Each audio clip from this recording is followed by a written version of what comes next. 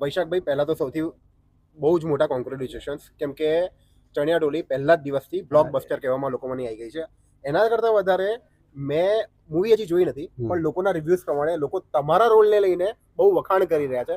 તો તમે કંઈ તમારા રોલ વિશે જણાવો, પ્લસ તમારી જે ફિલિંગ છે એ લોકો સાથે વ્યક્ત કરો. પહેલાં તો ચણિયા ટોળીને તમે લોકોએ બ્લોકબસ્ટર કરીને દર્શકો, એના બદલ તમારો ખૂબ ખૂબ ખૂબ ખૂબ આભાર, દિલથી આભાર.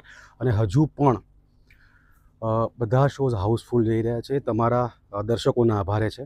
એટલે તમને બધાને નતમસ્તક થઈને વંદન છે. મારો રોલ જે લોકોએ જોયો છે એ લોકોને તો બહુ મજા પડી છે, કેમ કે હું પણ નોર્મલ ઓડિયન્સ જોડે બેસીને જોવા ગયેલો, ત્યારે મારી આજુબાજુમાં બેઠેલા લોકો એટલું જબરજસ્ત લેવલનું હસતા હતા. અને મને આશ્ચર્ય થયું હતું કે અચ્છા આ પંચ ફૂટે છે. કેમ કે જ્યારે અમે પરફોર્મ કરતા ત્યારે એમ થતું કે હા ઠીક આ કદાચ નહીં ફૂટે, પણ બધું જ ઓડિયન્સ ગ્રાસ્પ કરે છે. અને એટલા માટે આ પિક્ચર અમારી ચણિયાટોળી બ્લોકબસ્ટર થઈ છે. મારો રોલ છે અને બેંકના કર્મચારીનો છે. હા, ચણિયાટોળીમાં જે કેશિયર હોય. અને કદાચ ટ્રેલરની અંદર તમે લોકોએ જોયું હશે મારું શિલ્પાબેનનું જે નાનકડું કન્વર્ઝેશન છે, તો ત્યાંથી જે રોલ એવો પકડાયો છે અને લોકોને બહુ જ ગમ્યો છે. એનો મને બહુ આનંદ છે કે મારી મહેનત આટલા ટાઈમની, જેટલા વર્ષથી, લગભગ કેટલા 20 વર્ષથી હું આ ઇન્ડસ્ટ્રીમાં છું, પણ આ ફિલ્મે મને એવું લાગ્યું કે આ ફિલ્મમાં મારી મહેનત જે હતી વધારે દેખાઈ.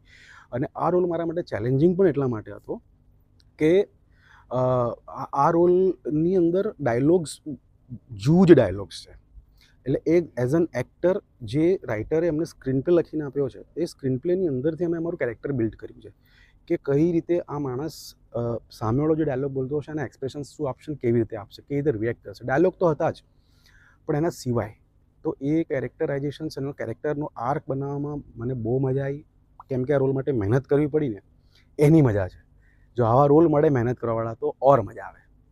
અને ચણિયા ટોળીને હજુ બ્લોકબસ્ટર કરવાની છે તમારે બધાએ ભેગા થઈને. તો